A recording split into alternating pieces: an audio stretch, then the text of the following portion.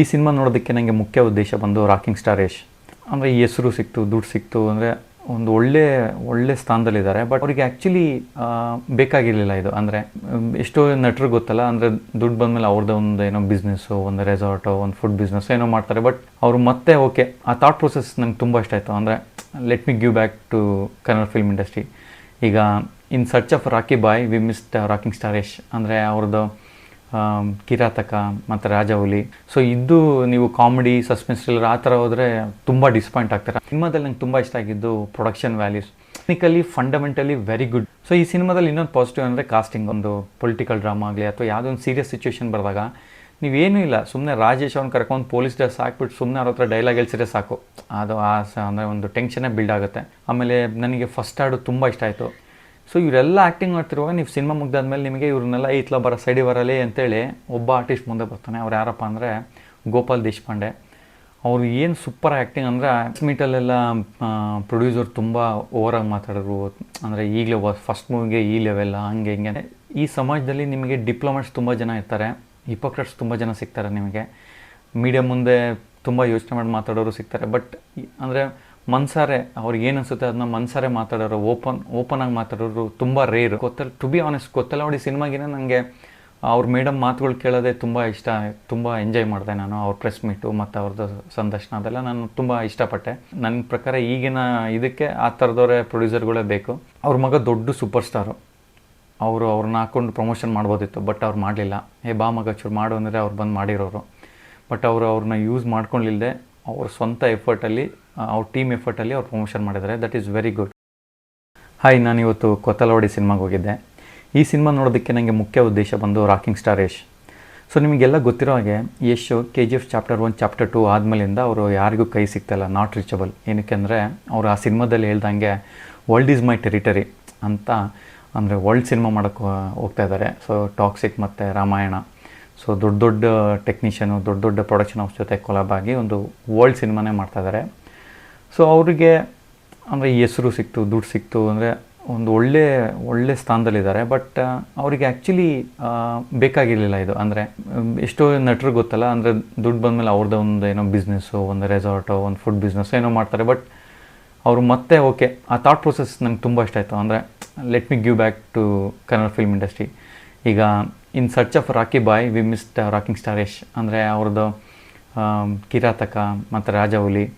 So ಆ ಥರ ಸಿನಿಮಾನೆಲ್ಲ ತುಂಬ ಆಡಿಯನ್ಸು ಮಿಸ್ ಮಾಡ್ಕೊತಾಯಿದ್ರು. ಒಂದು ಮೋಸ್ಟ್ಲಿ ಯಶ್ಗೆ ಅನಿಸಿರುತ್ತೆ, ಈಗ ನಾವು ಯಶ್ ಅಂದ್ಕೂಡಲೇ ನಮ್ಮ ತಲೆಯಲ್ಲಿ ಏನು ಅಂದರೆ ರಾಕಿ ಬಾಯ್, ಯಶ್ ಎಂಟ್ರಿ ಒಂದು ತುಂಬ ಬೇರೆ ಒಂದು ಕ್ಯಾರೆಕ್ಟರ್ ತಲೆಯಲ್ಲಿ ಇರೋದ್ರಿಂದ ಈಗ ಅವರು ಯಶ್ ಬಾಯ್ ರೋಲಲ್ಲೇ ಇದ್ದಾರೆ ನಮ್ಮ ತಲೆಯಲ್ಲಿ. ಅವ್ರು ಬಂದುಬಿಟ್ಟು ಅಣ್ತಮ್ಮ ಅಂತ ಮಾಡೋಕ್ಕೆ ಅವ್ರಿಗೂ ಕಷ್ಟ ಆಗುತ್ತೆ.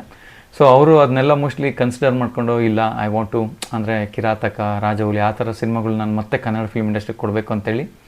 ಸೊ ಅವರಮ್ಮನ ಇದು ಮಾಡಿ ಪ್ರೊಡ್ಯೂಸರ್ ಥರ ಮಾಡಿ, ಅಂದರೆ ಅವ್ರದ್ದೇ ಒಂದು ಹೋಮ್ ಬ್ಯಾನರ್ ಥರ PA ಪ್ರೊಡಕ್ಷನ್ಸ್ ಅಂತೇಳಿ ಮಾಡಿ ಈ ಥರ ಒಂದು ಕನ್ನಡ ಸಿನಿಮಾನ ಈ ಹೊಟ್ಟೆ ಹಸು ಇರೋ ಅಂದರೆ ಡೈರೆಕ್ಟರ್ಸು, ಆರ್ಟಿಸ್ಟ್ಗಳು ಅಂಥವ್ರನ್ನೆಲ್ಲ ಐಡೆಂಟಿಫೈ ಮಾಡಿ ಅವರಿಗೆ ಒಂದು ಚಾನ್ಸ್ ಕೊಟ್ಟು, ಅಂದರೆ ಆ ಸಿನಿಮಾ ನೋಡುವಾಗ ಯಶೇ ನೋಡ್ದಂಗೇನೋ ಅಂತ ಅನಿಸ್ತಾ ಇರುತ್ತೆ.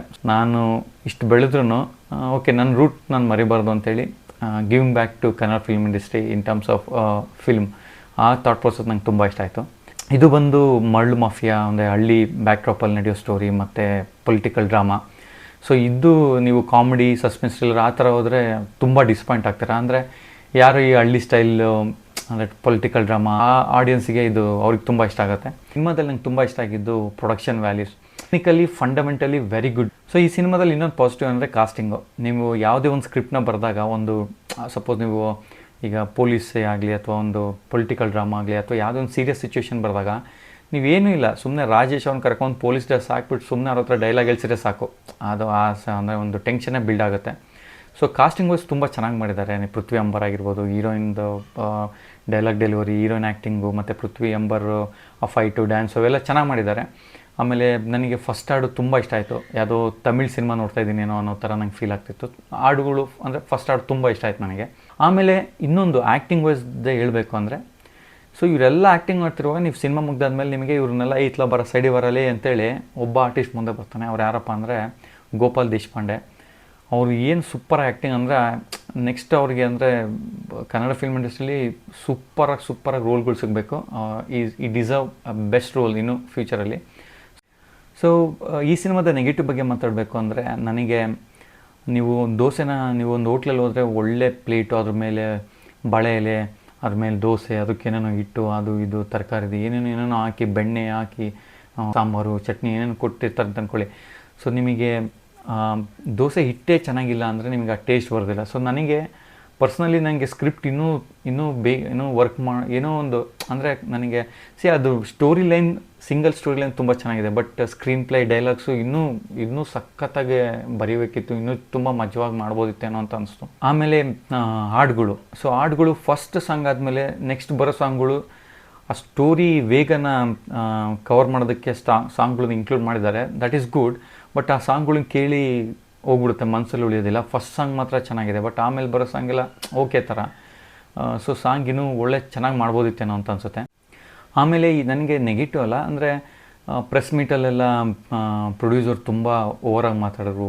ಅಂದರೆ ಈಗಲೇ ಫಸ್ಟ್ ಮೂವಿಗೆ ಈ ಲೆವೆಲ್ಲ ಹಂಗೆ ಹಿಂಗೆ ಅಂತ ಸ್ವಲ್ಪ ನೆಗೆಟಿವ್ ಎಲ್ಲ ಅಂದರೆ ಒಂದಿಷ್ಟು ಜನ ಮಾಡಿದ್ರು, ಅದನ್ನು ನೋಡಿದೆ. ಸೊ ನನಗೆ ಪರ್ಸ್ನಲಾಗಿ ಏನಿಸ್ತು ಅಂದರೆ, ಅವರು ಮೋಸ್ಟ್ಲಿ ಇರೋದೇ ಹೆಂಗೆ ಅಂದರೆ, ಈ ಸಮಾಜದಲ್ಲಿ ನಿಮಗೆ ಡಿಪ್ಲೊಮ್ಯಾಟ್ಸ್ ತುಂಬ ಜನ ಇರ್ತಾರೆ, ಹಿಪೋಕ್ರೆಟ್ಸ್ ತುಂಬ ಜನ ಸಿಗ್ತಾರೆ ನಿಮಗೆ, ಮೀಡಿಯಾ ಮುಂದೆ ತುಂಬ ಯೋಚನೆ ಮಾಡಿ ಮಾತಾಡೋರು ಸಿಗ್ತಾರೆ. ಬಟ್ ಅಂದರೆ ಮನ್ಸಾರೆ ಅವ್ರಿಗೆ ಏನು ಅನಿಸುತ್ತೆ ಅದನ್ನ ಮನ್ಸಾರೆ ಮಾತಾಡೋರು, ಓಪನ್ ಆಗಿ ಮಾತಾಡೋರು ತುಂಬ ರೇರು.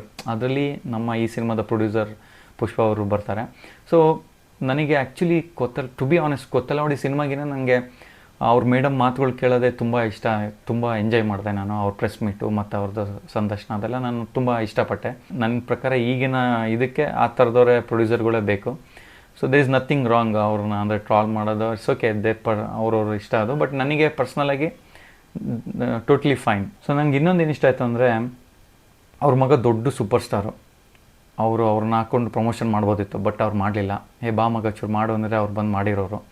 ಬಟ್ ಅವ್ರನ್ನ ಯೂಸ್ ಮಾಡ್ಕೊಳ್ಳಿಲ್ಲದೆ ಅವ್ರ ಸ್ವಂತ ಎಫರ್ಟಲ್ಲಿ, ಅವ್ರ ಟೀಮ್ ಎಫರ್ಟಲ್ಲಿ ಅವ್ರು ಪ್ರಮೋಷನ್ ಮಾಡಿದ್ದಾರೆ. That is very good. So ನನ್ನ ಪ್ರಕಾರ ರಿಲೀಸ್ ಟೈಮ್ ಇವಾಗ ನೀವೆಲ್ಲ ಪ್ಲ್ಯಾನ್ ಮಾಡಿಕೊಂಡು ಅದ್ರ ತಕ್ಕಂತೆ ಪ್ರಮೋಷನ್ ಮಾಡಿರ್ತೀರ, ಪ್ರಿಂಟು, ಪ್ರೆಸ್ಸು ಮತ್ತು ನ್ಯೂಸು ಎಲ್ಲ ಕಡೆ ಕೂತ್ಕೊಂಡು ಅದನ್ನು ಪಬ್ಲಿಸಿಟಿ ಮಾಡಿದ್ದೀರ. ಬಟ್ ಏನಾಗುತ್ತೆ ಅಂದರೆ, ಇವಾಗ ನಿಮಗೆ ಗೊತ್ತಿರೋ ಹಾಗೆ 2 ಮೂವಿಗಳು ತುಂಬ ಚೆನ್ನಾಗಿ ಓಡ್ತಿದೆ. ಎಲ್ಲ ಫುಟ್ ಪ್ರಿಂಟ್ ಏನೇನು ಬರುತ್ತೆ ಎಲ್ಲ ಆ ಸಿನಿಮಾಗಳಿಗೆ ಹೋಗ್ತಿರೋದ್ರಿಂದ I think it was wise decision to postpone 1 or 2 week postpone ಮಾಡ್ಬೋದಿತ್ತೇನೋ ಅಂತ. ಸೊ ದಟ್ ನಿಮಗೆ ಅಂದರೆ ಟಿಕೆಟ್ಸ್ ಜಾಸ್ತಿ ಆಗಿರೋದು ಅಂತ, ಕಲೆಕ್ಷನ್ ಜಾಸ್ತಿ ಆಗಿರೋದು ಅಂತ ನನ್ನ personal opinion. I could be wrong. Overall ನಿಮಗೆ ಸಿನಿಮಾ ಹೆಂಗೆ ಅನಿಸ್ತು ಅಂದರೆ, it's average good cinema, one time watchable. ನಿಮಗೆ ಎಲ್ಲೂ ಅಯ್ಯೋ ಬೋರ್ ಆಗ್ತಿದೆ, ಅಯ್ಯೋ ನೋಡೋಕ್ಕಾಗ್ತಿಲ್ಲ, ಅಯ್ಯೋ ಅಂತ ಹಂಗೇನು ಅನ್ಸೋದಿಲ್ಲ. It's a good cinema, one time watchable. ಅಂದರೆ ನಿಮಗೆ ಬಂದುಬಿಟ್ಟು ಕಾಡುತ್ತೆ, ನನಗೆ ಒಳ್ಳೆ ಸೂಪರ್ ಫೀಲಿಂಗ್ ಕೊಟ್ಟು, ಗುಡ್ ಫೀಲಿಂಗ್ ಆ ಥರ ನಿಮಗೆ ಮೋಸ್ಟ್ಲಿ ಅನ್ಸೋದಿಲ್ಲ ಅಂತ ನನ್ನ ಭಾವನೆ. ಯೂನಿಯನ್ ಗುರು ಹೋದ ವಾರನೇ ಆ ಸೈರ ಮೂವಿ ಚೆನ್ನಾಗಿದೆ, ಸೂಫ್ರಮ್ ಫ್ರೂಟ್ ಚೆನ್ನಾಗಿದೆ, ಮತ್ತು ಇದನ್ನು ನೋಡೋಕೆ ಹೇಳ್ತಾ ಇದ್ದಾನೆ ಅಂತ ಬೇಜಾರಾಗಬೇಡಿ. ಅಂದರೆ ಏನಪ್ಪ ಅಂದರೆ, ಸಿನಿಮಾ ಲವರ್ಸಿಗೆ ಈಗ ಯಶ್ ಅಭಿಮಾನಿಗಳು ಯಾರು ಇರ್ತಾರೋ ಅವ್ರು ಡೆಫಿನೆಟ್ಲಿ ಈ ಸಿನಿಮಾ ಹೋಗಿ ನೋಡಲೇಬೇಕು. ಯಾಕೆಂದರೆ ಅವರು ಯಾರ್ಯಾರು ನೀವು ಯಶ್ನ ಮಿಸ್ ಮಾಡ್ಕೊತಿದ್ರಲ್ಲ ಅವರೆಲ್ಲ ಈ ಮೂವಿ ಹೋಗಿ ನೋಡಿ, ಅವ್ರಿಗೆ ಸಪೋರ್ಟ್ ಮಾಡಿ. ಸೊ ನೀವೆಲ್ಲ ಹೋಗಿ ನೋಡಿದ್ರೆ ಅವ್ರಿಗೂ ಅಂದರೆ ಕಲೆಕ್ಷನ್ ಆಗುತ್ತೆ, ಅವ್ರಿಗೂ ಒಂದು ಇನ್ಸ್ಪಿರೇಷನ್ ಬರ್ತವೆ. ಓಕೆ, ನೆಕ್ಸ್ಟ್ ನಾವು ಹಸು ಇರೋ ಡೈರೆಕ್ಟರ್ಸ್ಗಳಿಗೆ, ಹಸು ಇರೋ ಆರ್ಟಿಸ್ಟ್ಗಳಿಗೆ ಈ ಥರ ಒಂದು ಪ್ರಾಜೆಕ್ಟ್ಗಳು ಮಾಡಬೇಕು ಅಂತ ಇನ್ನೂ ಅವರಿಗೆ ಪ್ರೋತ್ಸಾಹ ನೀಡಿದಂಗೆ ಆಗುತ್ತೆ. ಈಗ ತಾನೇ ಥಿಯೇಟ್ರಿಗೆ ಹೋಗ್ಬಂದಿರ್ತಾರೆ, ಏನಂದರೆ ನಂತರ ಸಿನಿಮಾ ಹುಚ್ಚು, ಸಿನಿಮಾ ಪ್ರಿಯರು ಮಾತ್ರ ಅಷ್ಟೇ ಹೋಗೋಕ್ಕಾಗುತ್ತೆ. ಈಗ ಮದ್ಯಪ ಪ್ರಿಯರು ಹೆಂಗಿರ್ತಾರೋ, ಸಿನಿಮಾ ಪ್ರಿಯರು ಒಂದಿಷ್ಟು ಜನ ಇರ್ತಾರೆ, ಅವರಷ್ಟೇ ಹೋಗ್ಬೇಕಾದ್ರೆ ಹೋಗಿ ನೋಡ್ತಾರೆ. ಸೊ ರೆಗ್ಯುಲರ್ ಫ್ಯಾಮಿಲಿ ಆಡಿಯನ್ಸ್ ಈಗಿನ ಫ್ರಮ್ ನೋಡ್ಕೊಂಬಂದಿರ್ತಾರೆ, ಬಾ ಇನ್ನೊಂದು ಅಂದರೆ ಏನು ಹುಚ್ಚು ನನ್ನ ಮಗ ಅಂದ್ಕೊತಾರೆ. ಸೊ ಅಟ್ಲೀಸ್ಟ್ ಸ್ವಲ್ಪ 1 ವಾರ 2 ವಾರ ಲೇಟಾಗಿ ಬಂದಿದ್ರೆ ಚೆನ್ನಾಗಿರೋದು ಅಂತ ನನ್ನ personal opinion. I could be wrong.